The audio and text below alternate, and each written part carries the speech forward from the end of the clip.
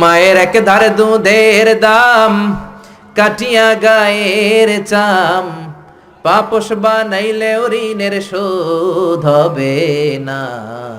এমন দরদি ভাবে কেউ হবে না আমার মা গো, ঠিক কি না? মায়ের দুধের শোধ আদায় হবে? জোরে বলেন আদায় হবে, আদায় হবে। যেদিন আমাদেরকে জন্ম দিলেন কতটা কষ্ট সহ্য করেছেন, মনোযোগ দিয়ে শোনেন। মেডিকেল সায়েন্টিস্টরা বলে কোন সুস্থ মানুষ তার দেহে ৪৫ ইউনিটের বেশি ব্যথা সহ্য করতে পারে না। একজন তাজা সুস্থ মানুষ তার দেহে 45 ইউনিট পেইন একবারে সহ্য করতে পারে। ব্যথার মাত্রা যদি ৪৫ ইউনিটের বেশি হয়, লোকটা হয় বেহুশ নয় মরে যাবে। আমার আর আপনার মা আমাদেরকে জন্ম দিতে যে ৫৭ ইউনিটেরও বেশি ব্যথা সহ্য করেছেন, 57 unit plus. Can you imagine? এটা কি কল্পনা করতে পারেন? কল্পনা করতে পারেন? ৫৭ ইউনিটেরও বেশি যেই ব্যথাটা কোনো অ্যাক্সিডেন্টে আপনার দেহের ২০টা হাড্ডি একসাথে ভেঙে গেলে যত ব্যথা, তার চেয়েও বেশি ব্যথা। চিল্লায় এখন আল্লাহু আকবার। এজন্য আল্লাহ ডেকে বললেন, খবরদার মায়ের সাথে বেয়াদবি করো না। ওগো মা তুমি এই ধরনের শ্রেষ্ঠ নেয়ামত, তোমারই পদ তলে রয়েছে জান্নাত। সুবহানাল্লাহ। এজন্য মায়ের দোয়া এমন দোয়া কখনো ফিরে না। গুলি মারলে গুলি মিস হয়, ড্রোন হামলা করলে মিস হয়, ব্যালিস্টিক ক্ষেপণাস্ত্র মারলে মিস হয়, অ্যাটম বোমা মারলে মিস হয়। মায়ের দোয়া মিস হয় নাকি? কথা কন। বিশ্বাস হয়? একটু সন্দেহ সন্দেহ লাগে? Any confusion, any doubt? লা শাক্কা ফি, কোনো সন্দেহ নাই। লা রাইবা ফি, চিল্লা এখন ঠিক কি না? বাবা মার দোয়ার দরকার আছে না নাই? নিতে রাজি আছেন তো? আছেন? আছেন? আপনি যত বড় আল্লাহর ওলি হন, বাবা মা বদদোয়া দিয়ে দিলে সব শেষ, দুনিয়াও শেষ, আখিরাতও আমও শেষ। সালাও। সাইয়েদনা মুসা আলাইহিস সালাম আল্লাহর ডেকে বললেন, আল্লাহ আল্লাহুম্মা জাআলনি, আল্লাহুম্মা মাইয়াকুনু জালিসি ইয়াউমাল কিয়ামাহ। ও আল্লাহ, জানতে চাই কিয়ামতে আমার সাথী হবে কে জান্নাতে?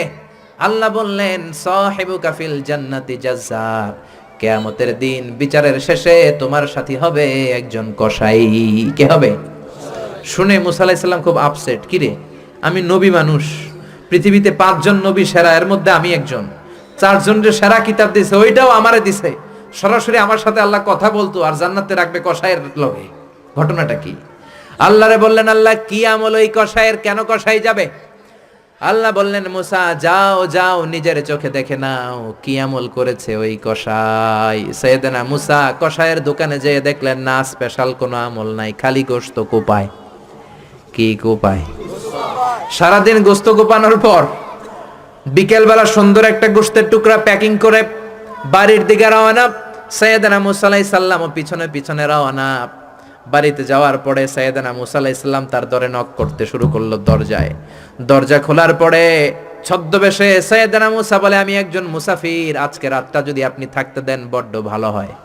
কসাই বলে, আহলান সাহালান মারহাবান তয়্যিবান, আসেন মিয়া, বসেন, এই ঘরে বসেন, পাশের ঘরে আমার একটু কাজ আছে।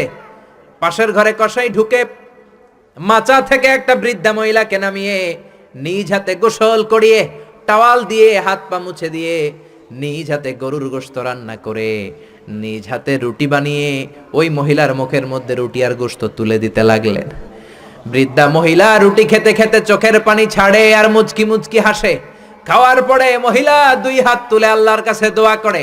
মহিলারে খাওয়ানোর পরে বাটির মধ্যে রুটি আর গোশত এনে কসাই বলে, ও ভাই মুসাফির, আপনার রাতের খাবার খান, রাতের খাবার খেয়ে আপনি ঘুমিয়ে যান, সকালে যাবেন আপনি আপনার পথে, আমি যাব আমার দোকানে। সাইয়েদনা মুসা বলেন, পরে খাবো, আগে বলো বৃদ্ধা মহিলাটাকে। কসাই বলে, এই মহিলাটা ছাড়া দুনিয়ায় আমার আর কেউ নাই, আমি ছাড়াও এই মহিলাটার আর কেউ নাই। এই মহিলাটার কেউ নাই, এই মহিলাটা হলো আমার জনম দুঃখিনী মা। মা ছাড়া আমার পৃথিবীতে আর কেউ নাই, আমি ছাড়াও আমার মায়ের আর কেউ নাই। প্রতিদিন গোশত কেটে ভালো একটা গোশতের টুকরা এনে আমার মারে আমি খাওয়াই, নিজ হাতে গোসল করাই, মার গা টাওয়াল দিয়ে মুছে দেই, রুটি বানিয়ে গোশত রান্না করে মায়ের মুখে খাবার তুলে দেয়, আমার মা দোয়া করে। সাইয়েদনা মুসা বললেন, পাশের রুম থেকে তোমার মা কি দোয়া করেছে? বিড়বিড় বিড়বিড় করে একটা শব্দ কানে আসলো, অস্পষ্ট আওয়াজ। কি বলেছে আমি বুঝি নাই, কি দোয়া করেছে তোমার মা বলো। কসাই বলে, গত 20 বছর যাবত আমার মা একটা পাগলা দোয়া করে, আমি জানি কোনোদিন এই দোয়া কবুল হবে না। সাইয়েদনা মুসা বললেন, আরে ভাই বলোই না, কি দোয়া? কসাই বলে, আমার মা আমার উপর খুশি হয়ে প্রতিদিন খাওয়ার পরে হাত তুলে আঁচল পেতে আল্লাহর ডেকে বলে, আল্লাহ আল্লাহুম্মা জাআল ইবনি জালিসা মুসা ইয়াউমাল কিয়ামা। ও আল্লাহ, শুনেছি এই জামানার বনি ইসরাইলের সবচেয়ে বড় পয়গম্বর মুসা কালিম, উনি নাকি সবচেয়ে বড় নবী। আমার ছেলের খেদমতে আমি এত খুশি, আমার ছেলের উপরে এত সন্তুষ্ট আমি আমার ছেলের জন্য দোয়া করলাম। এই জামানার বড় পয়গম্বর মুসা যখন কিয়ামতের দিন বিচার শেষে জান্নাতে যাবে, আমার কসাই ছেলেরে তুমি ওই নবী মুসার সাথে জান্নাতে ঢুকাইয়া দিবা। কবুল করে নিছে কে? আল্লাহ। মুসা আলাইহিস সালাম মনে মনে বললেন, আরে কানেকশন তো এই জায়গায়, কানেকশন তো আসল জায়গায়। এজন্য মায়ের দোয়া ছাড়া এই পৃথিবীতে কেউ বড় নেতা হতে পারে নাই, কেউ ব্যবসায়ী হতে পারে নাই, কেউ মুফাসসিরে কোরআন হতে পারে না, হাফেজ হতে পারে না, মাওলানা হতে পারে না, আল্লাহর ওলি হতে পারে না, তার জীবনে সফল হতে পারে না। চিল্লা এখন ঠিক কিনা? বিশ্বনবী মা বাবার আদর পায় নাই, জন্মের আগেই বিশ্বনবীর বাবা নাই, দাদার কাছে মানুষ, পরে চাচার কাছে মানুষ, মায়েরও বেশি দিন পায় নাই, পেয়েছে মাত্র 6 বছর। মাও দুনিয়া থেকে বিদায়, এতিম নবী একা একা বড় হলেন। হুদাইবিয়ার উমরা করতে যাবেন, 1400 সাহাবীকে নিয়ে বিশ্বনবী রওনা হলেন। সফরের মাঝখানে মায়ের কবর। বিশ্বনবী সাহাবীদেরকে বললেন, ও সাহাবারা, এই যে একটা কবর দেখা যায়, এটা আমার মায়ের কবর। বিশ্বনবীর মায়ের নাম কি? আরো জোরে বলেন। তোরা দেখে যা আমিনা মায়ের কোলে, মধু পূর্ণিমারি শেথা চাঁদ দোলে, যেন উষার কোলে রাঙা রবি দোলে। তোরা দেখে যা আমিনা মায়ের কোলে, কুল মখলুকে আজি ধ্বনি ওঠে কে এলোই, কালেমা শাহাদাতের বাণী ঠোঁটে কে এলোই, পড়ে দুরুদ ফেরেশতা বেহেশতের দুয়ার খোলে। তোরা দেখে যা আমিনা মায়ের কোলে। আল্লাহু আকবার। বিশ্বনবী বললেন, চিনো নাকি কবরটা কার? এটা আমার আম্মার কবর। আল্লাহর কাছে অনুমতি পেয়েছি মায়ের কবর জিয়ারত করার, কিন্তু খবরদার খবরদার, তোমরাও জিয়ারত করবা, কিন্তু চোখের পানি ছাড়তে পারবা না, কান্না করতে পারবা না। 1400 সাহাবীকে বিশ্বনবী কান্না করতে নিষেধ করে নিজে মায়ের কবরের সামনে দাঁড়িয়ে ছোট্ট বাচ্চার মতো হাউমাউ করে কান্না জুড়ে দিলে। সাহাবীরা বলে, এত কাঁদতে আমরা বিশ্বনবীর জীবনেও দেখি নাই। বিশ্বনবী নিজেকে সামলে রাখতে পারছেন না, ছোট বাচ্চার মতো হাউমাউ করে কাঁদে। বিশ্বনবীর চোখের পানি দেখে 1400 সাহাবাও কান্না জুড়ে দিল। বিশ্বনবী সাহাবীদের দিকে তাকিয়ে ধমক দিয়ে বলে, তোমরা কাঁদো কেন? আমি না বলেছি কাঁদবা না? সাহাবারা বলে, নবী গো, আপনারে আমরা আমাদের কলিজার চাইতে বেশি ভালোবাসি।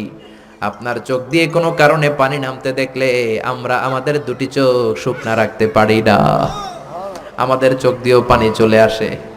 বিশ্বনবী বললেন, আদ্রাকাতনি রাহমাতুহা ফাবাকাইতু। আমার মা যে আমারে ছোটবেলা আদর করেছে, ওই আদরের স্মৃতি আমার মনে পড়েছে। আমার মা আমেনা আমারে জাইতুনের তেল মালিশ করে দিত সারা গায়ে। আমার গায়ের এমন কোনো জায়গা নাই যেই জায়গায় আমার মা আমেনা তার 2টা ঠোঁট দিয়া চুমা দেয় নাই। আমার মা আমারে জামা পরিয়ে দিত, কোলে তুলে আদর করত। ছোটবেলার সেই স্মৃতিগুলো মনে পড়েছে, তাই আমি কাঁদি। তোমরা কাঁদো কেন? সুবহানাল্লাহ কইবেন না? মায়ের আদর পায় নাই, কিন্তু কবরের সামনে দাঁড়িয়ে জারে জারে কেঁদেছেন বিশ্বনবী মুহাম্মদ সাল্লাল্লাহু কানা ইউকাসিমুল আহমান বিল জিআররানা। জিআররানা নামক জায়গায় বিশ্বনবী কুরবানির গোশত বিতরণ করছেন। হাজার হাজার মানুষের লাইন। বাংলাদেশে এরকম হয় না? কুরবানির গোশত বিতরণ হয় না? লাইনে দাঁড়ায় অনেকে। হাজার মানুষের মধ্য থেকে একজন বৃদ্ধা নারীকে বিশ্বনবী লাইন থেকে আলাদা করলেন, নিজের গায়ের চাদর বিছিয়ে বৃদ্ধা নারীটারে বসতে দিলেন। বৃদ্ধা নারীও বিশ্বনবীর সাথে লম্বা আলোচনা করলেন, মাথায় হাত বুলিয়ে দিলেন। বিশ্বনবী দোয়া নিয়ে বৃদ্ধা মহিলারে বড় একটা গোশতের টুকরা দিলেন। সাহাবারা বললেন, ও নবী, জীবনে কোনোদিন নিজের গায়ের চাদর বিছিয়ে দিতে দেখি নাই। কে এই মহিলা আপনার মাথায় হাত বুলিয়ে দেয়? বিশ্বনবী বললেন, বাবা ছাড়া দুনিয়াতে আসলাম, 6 বছর বয়সে মারে হারালাম, মায়ের বুকের দুধ আমার কপালে জোটে নাই। আজকে আমার চাদরের উপরে যেই মহিলাটারে বসালাম, এই মহিলাটা আমার দুধ মা হালিমা। এই মহিলার দুধ খেয়ে আজকে আমি তরতাজা নবী মুহাম্মদ সাল্লাল্লাহু। এজন্য মা বাবার খেদমতের দরকার আছে না নাই? দোয়া নিবেন কার কাছ থেকে? জোরে বলেন, কার থেকে? এজন্য বাবা মার খেদমত করবেন, বাবা মার কাছ থেকে দোয়া নিবেন। জীবনটারে উজালা করে দিবে কে? নিয়মিত ইউটিউব ভিডিও দেখতে সাবস্ক্রাইব করুন। নতুন নতুন ভিডিও পেতে ঘন্টা বাটনটি চাপুন।